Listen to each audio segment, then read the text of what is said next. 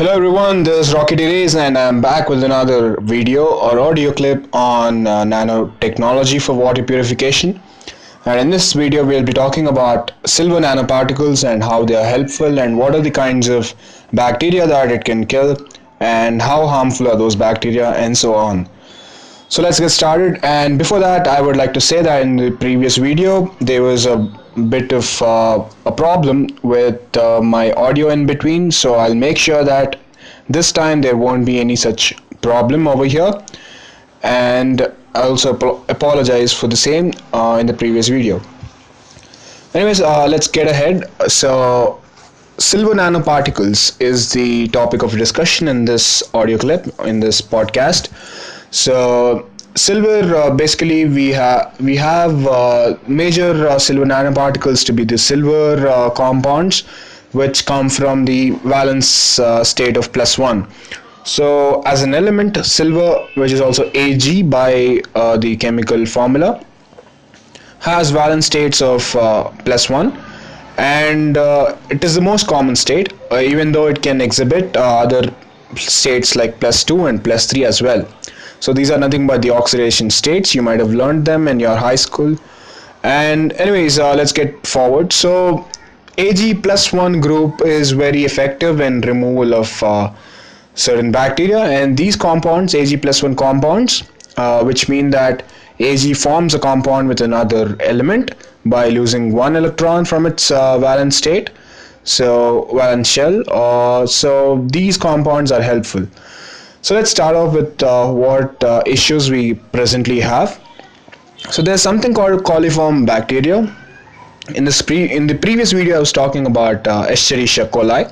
So in that the coli is nothing but coliform. So the coliform bacteria is found in wastewater. It is generally used as let's say it's used as an indicator to assess the sanitary quality of your food or water, whichever you're taking. And you can assess the quality, the sanitary quality. I'm not talking about the taste and the look of it, which people care about these days more than necessary. So I'm talking about the sanitary quality, which means how healthy is it and whether it has any microorganisms or not. So the presence of coliform bacteria will tell you whether your food or water is bad to take in. So these are gram-negative bacteria, and they are generally present in feces of warm-blooded animals. So humans are warm-blooded animals and snakes are not. So the feces of ours generally contain the coliform bacteria. Anyways, Escherichia coli is one of the types of coliform bacteria, and there are several other types. So you can go online if you are interested in knowing more about it. Anyways, even though they don't cause serious problems, their presence is an indicator of existence of other pathogens. So the other pathogens can be bacteria, viruses, etc. So based on the E. coli or the coliform bacteria, the amount of it present in the water, you can tell whether your water is polluted by other organisms or not. Anyways, let's go ahead. So let me also talk about what biocides are. So biocide, B-I-O-C-I-D-E, are nothing but certain organisms or elements or compounds or solutions which destroy, deter or render harmless those organisms which are harmful. So it's like whatever kills harmful bacteria or harmful viruses. I'm sorry. Those things are those organisms are called biocides, or they need not be organisms, they can be nanoparticles as well. So one of the best biocides for treating certain wastewater are silver nanoparticles. So they are very highly antibacterial because of their size and shape, and because of their low toxicity they are also effective biocides. So their applications have been increasing in industrial, environmental as well as medical applications, and we will talk about why and how they are helpful. So these days silver nanofibers are used as first aid bandages in self-cleaning fabrics. So self-cleaning fabrics are nothing but those fabrics which you don't have to wash to remove the dirt or any kind of problems. So these fabrics don't need to be washed again. So these self-cleaning fabrics take the advantage of silver nanofibers present in them, and silver nanoparticles are used as active biocides against gram-positive and gram-negative bacteria. So in this previous video, I was talking about what gram-positive and gram-negative is. So there is a test called gram staining test, and it will give you the classification. So this is a very broad classification of bacteria. So the ones which give you a violet color are gram positive, and the ones which don't are gram negative. So there is an essential difference between the two. So I'll be talking about that in another video, not this one. So anyways, let's get going. So we have Escherichia coli, as I was saying. Escherichia coli doesn't cause many diseases. At least most strains don't. So when I mean a strain, what I mean to say is that a type, a genetic modification of that, that organism. So Escherichia coli has a lot of strains. So, but there are certain strains which are virulent. So these virulent strains cause gastroenteritis, urinary tract infections, and neonatal meningitis, etc. Neonatal means previous birth, right before birth or right after. So meningitis is a problem, and so as I was saying, Escherichia coli does not cause a disease in general, but there exist certain virulent strains. So these can be removed using our silver nanoparticles. They completely destroy these bacteria. So going ahead, we also have something called Staphylococcus Aureus. So these are gram-positive bacteria, and Escherichia coli is gram-negative. So Staphylococcus is a very it's commonly found bacteria, and it is also classified as a commensal bacterium mostly. So most of the times it is commensal. So commensal bacterium is nothing but a bacterium which is present on you or present inside you. It feeds on you, but it does not affect you positively or negatively. So what it means is that it doesn't give you anything in return, let it be a boon or a bane. So it just stays inside and just survives on its own. But a lot of times it can also cause diseases. So a lot of skin infections can happen due to this bacteria. A lot of boils, folliculitis, cellulitis also happen due to this. So it's better to remove this Staphylococcus aureus, or however you pronounce it. So I'm sorry about that. So it is best to remove it, and silver nanoparticles are helpful over here as well. So food poisoning is also generally caused by this bacteria. So the illness due to the toxins it generates can last anywhere from 30 minutes to 3 days as well. So you will be in pain for at most 3 days. So, and also Staphylococcus bacteria also causes bone and joint infections.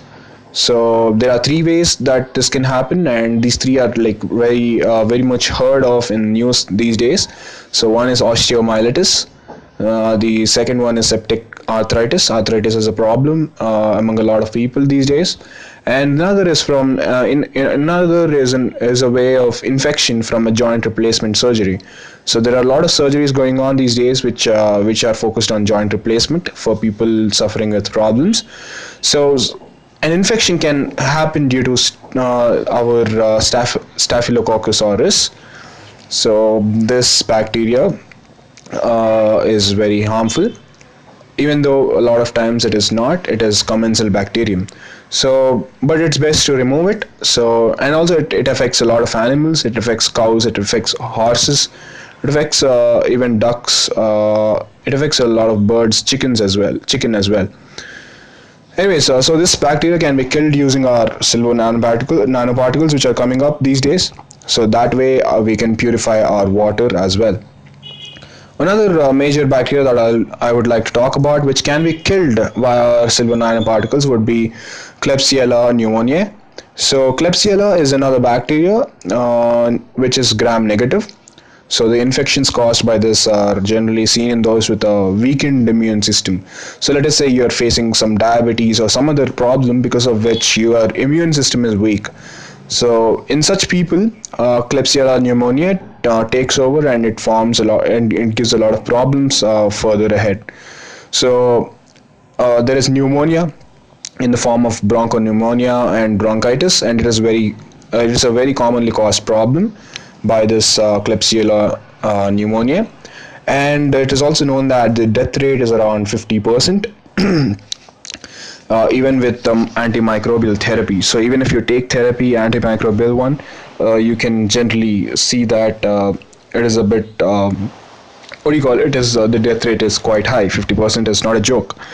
So, and with people with alcoholism or bacteremia, it is about 100%, which means that people are likely to die if at all they are alcoholic or bacteremic.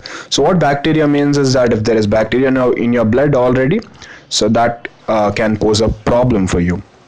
So lastly, as I was saying, this bacteria can be killed effectively by our silver nanoparticles. So another gram-negative bacteria that I would like to mention over here is Pseudomonas or aeruginosa. So aeruginosa, so which affects both animals and plants. So it infects the airway and also causes blood infections. So, and also this pathogen is highly multi-drug resistant. Multi-drug resistance means that, the name tells you. So what it means is that it is resistant to a lot of type of antimicrobial drugs or antiviral drugs and all that. And this Pseudomonas aeruginosa has been shown to have a lot of associations with serious illnesses, including HAI. HAI is nothing but hospital-acquired infections. So these kind of infections happen due to Pseudomonas. What HAI is that you get an infection just by getting into an hospital. So these are born out of hospitals. So they are very dangerous and are categorized as opportunistic one. So it's like an opportunistic infection is one where the pathogens or the organisms, the bacteria, take advantage of an opportunity which is not normally available. So these are kind of smart, intelligent ones. So these bacteria are present in exoskeletons and as well as the droppings of domestic cockroaches. So yes, so those cockroaches which exist in your house or outside your house, they carry this bacteria, and further studies are still going on regarding this. And since domestic cockroaches are a problem these days, as they have always been, it is best to kill this bacteria if at all they enter the water in some way or the other. So silver nanoparticles, which are Ag nanoparticles, kill this bacteria effectively. So anyways, that's about it when we talk about the diseases or the bacterium. Let me talk about the nanoparticles themselves, how they are, and I'll give you some information. So silver nanoparticles are generally spherical or flake-like. So flake-like is something which is flaky, and the SSA, which is specific surface area, is generally larger than 1 meter square per gram. So that is good enough. So it's a good enough reactivity it poses. So the antibacterial activity is generally dependent on the particle size and shape. So there is a classification which I'll be giving you below. So let us say you have an 8 nanometer particle. So this 8 nanometer particle, when compared with 11 to 23 nanometer particles, this is of course lesser in size, lesser in diameter. So but this 8 nanometer particle is a better bactericide. So bactericide is nothing but someone who kills something or someone which kills bacteria. So the smaller the better. So the nanoparticles which are 8 nanometers in size, they are better bactericides. And compared to spherical or rod-shaped particles, there are truncated triangular silver nanoplates, and these triangular silver nanoplates, exhibit higher antibacterial effects.